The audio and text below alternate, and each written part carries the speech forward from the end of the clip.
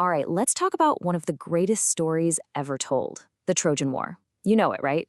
Achilles, Helen of Troy, that giant wooden horse. It's absolutely legendary.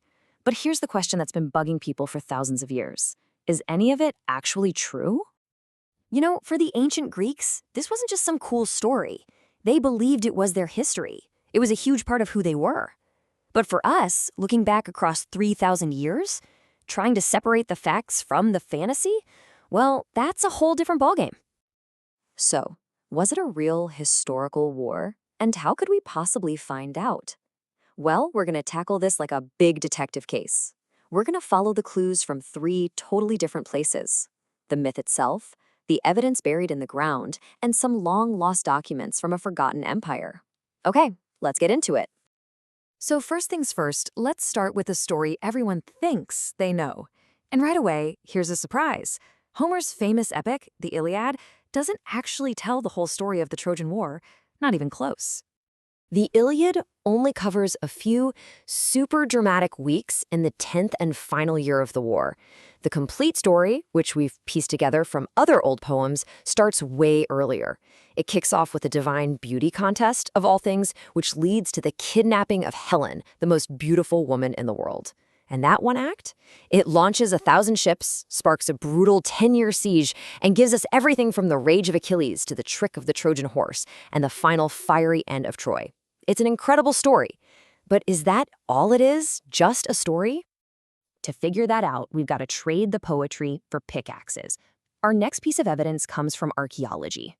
I mean, if there was this great city and this devastating war, there should be a crime scene, right? So, it's time to start digging.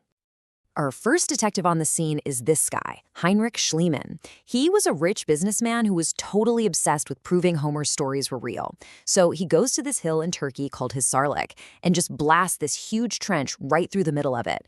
He did find an amazing stash of gold he called Priam's treasure. The only problem? Yeah, he was off by about 1,000 years. In his rush, he dug right past the very city he was looking for. See, Troy wasn't just one city. It's more like a layer cake of history, with at least 9 cities built one right on top of the other. Later, more careful archaeologists narrowed their focus down to 2 key layers from the right time period. You've got Troy 6, this big, impressive city, and right on top of it, Troy 7A, which was much more crowded. But how they were destroyed? Well, that's where things get really confusing. And here is the big problem. Troy V6 was a magnificent, rich city. It looked exactly like the Troy from the legend. But the evidence is pretty clear. It was destroyed by a massive earthquake, not an army. Then you've got Troy 7A, built right on the ruins. It was poorer, more cramped, not as impressive. But its ending matches the story perfectly. It was wiped out by a massive fire, with arrowheads stuck in the walls and bodies in the streets. So one city looks right, and the other city ends right. So what gives? Was it the beautiful city, destroyed by nature, or the gritty city, destroyed by war? The archaeology alone just gives us a big contradiction. To solve it, we need to find a different kind of clue, something the people from that time actually wrote themselves. And you know what? The next big breakthrough didn't come from digging in the dirt at all. It came from reading. From deciphering these ancient clay tablets that were basically the lost government files of a superpower that lived right next door to Troy, the Hittite Empire. And inside, they found a smoking gun. Okay, so back in the late Bronze Age, when all this was supposedly happening, you basically had 2 major superpowers running the show: the Egyptians and these guys, the Hittites. And lucky for us, the Hittites kept amazing records. So for the first time, we had accounts of what was going on in the world, written by people who were actually living in it, not by some poet 400 years later. And in their diplomatic letters, the Hittites are constantly talking about this powerful, aggressive kingdom to the west that they called Ahiowa. Now, scholars are all pretty much agreed. Ahiowa is the Hittite way of saying Achans, which is the exact same name Homer uses for the Greeks in the Iliad. This is huge. It proves the Greeks of that era were a major power, absolutely capable of launching a massive invasion overseas. And it gets even better. The Hittite texts also talk about a city in the exact same spot as our archaeological dig, a city they called Wilusa. Now, language experts figured out that in Homer's day, the Greek name for Troy, Ilios, would have started with a W sound. So it would have been pronounced Wilios. Wilusa, Wilios. It's a match. I mean, come on. This is the first time we have a solid link between the city and the myth, the ruins in the ground, and the historical record. And if you're not convinced yet, check this out.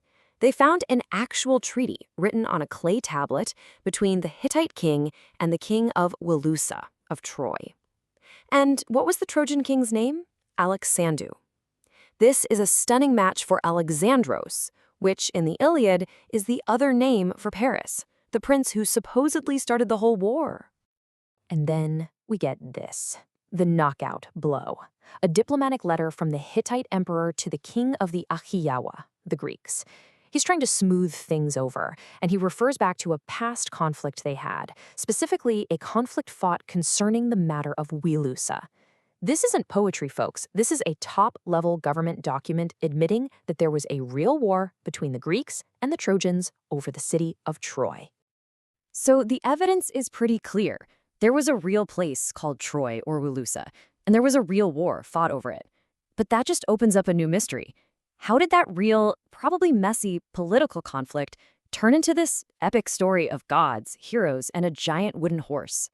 The key, the whole answer, is this giant gap in time.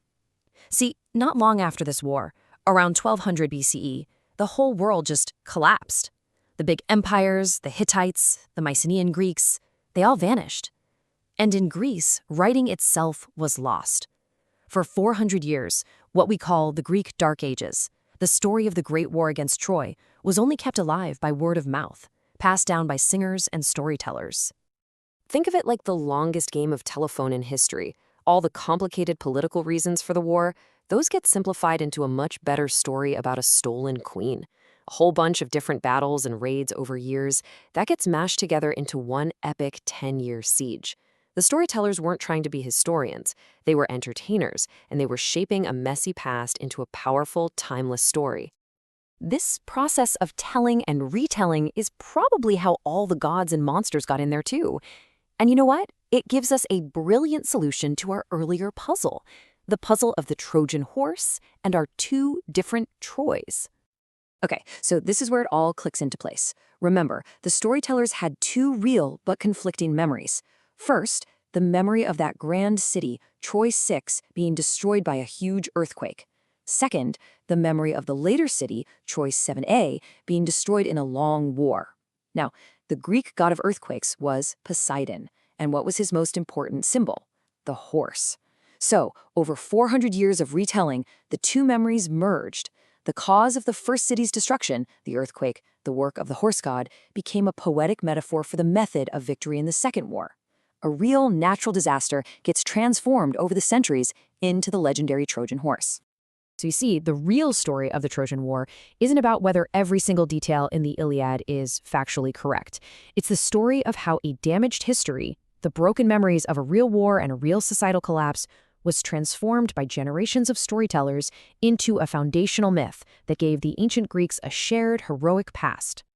So to recap our case real quick, we started with the legend, passed down for centuries. We investigated the crime scene, a real city with confusing clues of both an earthquake and a war. We uncovered the lost files, the Hittite records that confirmed a real conflict over that very city. And the solution is that a real, messy war was filtered through a 400-year dark age and came out the other side as the powerful myth we still know today. The Trojan War isn't just fact or fiction. It's a powerful example of how history becomes memory, and memory becomes a legend that can define an entire culture. And it really makes you wonder, right? What other great myths, from King Arthur to the lost city of Atlantis, might also be a kind of damaged history, just waiting for us to find the right clues to finally decode them.